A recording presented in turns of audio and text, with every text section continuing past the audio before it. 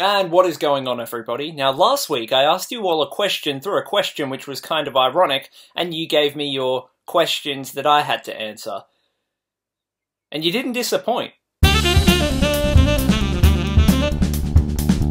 So our first question comes from Riley, who asks, if you were any pre-1940s architectural style, what would you say you were most like? Well, unfortunately, Riley, I don't tend to identify on a deep emotional level with architecture, but I can give your question a shot, I guess. I believe I am most like the chateau-esque style. What that style is, I don't quite know, but I just wanted to seem cultured by saying chateau-esque on camera. Because I'm too lazy to put a picture up on the screen, I just hold my... There's oh wait, that's way too dark. You could say my phone screen is shadow-esque, am I right? No, but if you want all the boring facts, it's a French Renaissance architectural style, and there is the good old trusty Wikipedia page there, and my dirty phone screen, so...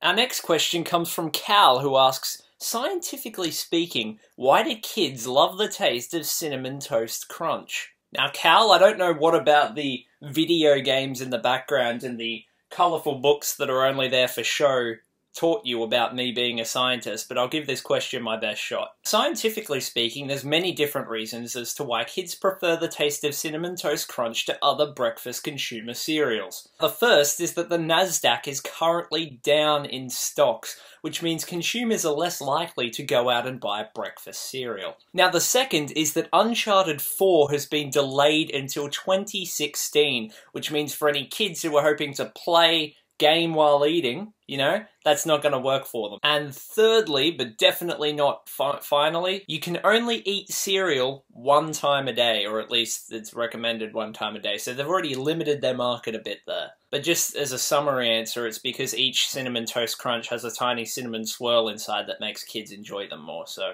Our next question comes from Matt, who says, True Detective or Nolan movies? You can only have one. I love how Matt thinks he's trapped me with this question, like he's caught me in a corner. It's actually a very simple answer, Matt. It's the Nolan movies, because nothing beats Christopher Nolan's movies. How could out of this, how could you think I would pick True Detective after having, like, massive Nolan movie collection? Oh, well, then again, I do own True Detective on Blu-ray, so I can see how that miscommunication would occur. Our next question comes from Jesse, who asks, who are your favourite NRL team? And the answer is very simple indeed. My favourite NRL team is... John Cena!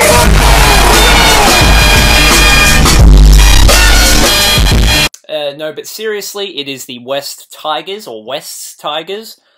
So yeah, our next question comes from Sean, who, Sean, well, I emphasised that first name, I was going to go for the last name, I was like, Sean.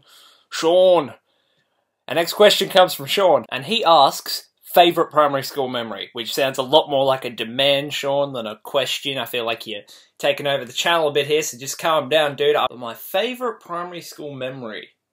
Leaving. I'm only joking, primary school was great. Funnily enough, Sean, this favourite primary school memory does actually involve you. It was on the final day we were ever at primary school, and or the second last day before, you know, the graduation ceremonies and that, and we were up on the oval and there was a blue-tongued lizard, and as soon as we discovered it, we were like trying to protect it from other people who were trying to, you know, be an idiot to it, basically. And the teacher came over. I won't mention who this teacher was, but I remember as we were walking away, because she kind of like forced us away from it, you screamed out so that she would hear, what's she gonna do, eat it? And I don't know what it was about that, but I just could not stop laughing for the rest of the day. I was gone. Bailey asks, Greek philosophy or Roman steel? Bailey, I'm gonna have to say neither and go with the Kirkburn sword. Do with that as you will. Keaton asks, scientifically speaking, why doesn't jet fuel melt steel memes? Look, Keaton, I can't. I know nothing on the topic whatsoever. It's I don't know. I don't know. I have no idea. Daniel asks, would you say me pushing a certain somebody into the pole at Year 7 camp was a good or bad experience? This story's an interesting one. At Year 7 camp, there was a swing set. One of our activities was swinging for some reason. I don't know why, it's team building or something. But anyway, there was a swing set there, and Daniel and I were originally like swinging partners.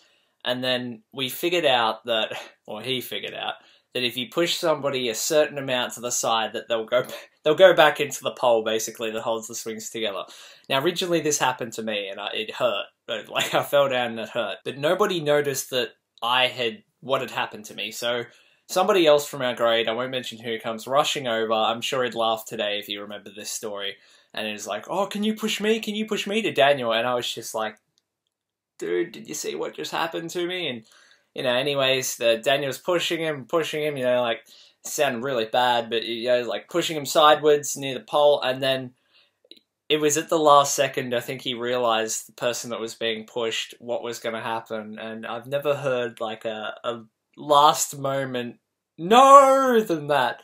And oh my god, we felt bad, because, you know, like, it was meant to be just like, "Ah, we got you." But, oh man, I can remember laughing so much. And I have the right to laugh in that story, though. That same thing happened to me. I'm like, that's my immunity. Daniel, shame on you. Braden's gone ahead and given me a simple question. It's, what is the meaning of life? Well, Braden, seeing as I've happened to have been living it for the past 19 years, I think I have a tiny authority on what the meaning of life is. TomTheJester present une brève histoire du monde. A histoire of the world. Well, Braden, to understand this question, we must first understand the question, what is life?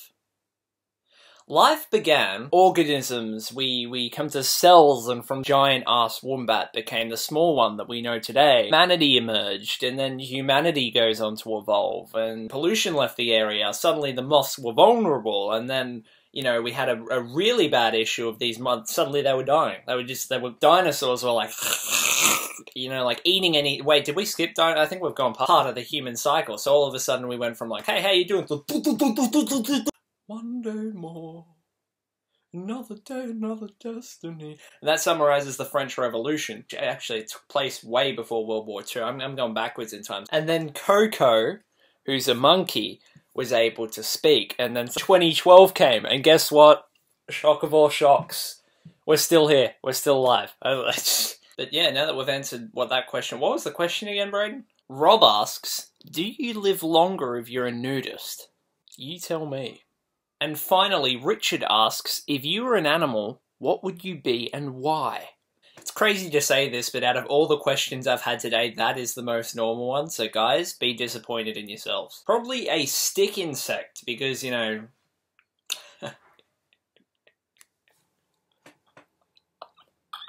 Well guys, that was part 1 of 2 parts of this Q&A, because you guys just spammed the questions. You were like... And for those of you in the audience, please don't forget to like, subscribe, and share, and comment, I guess, too, if you want to. And let's set a realistic goal, 1 million likes by next Tuesday. It's been great to have you here. I'll see you next Tuesday. This is Tom the Jester, walking away. Not signing off, walking away.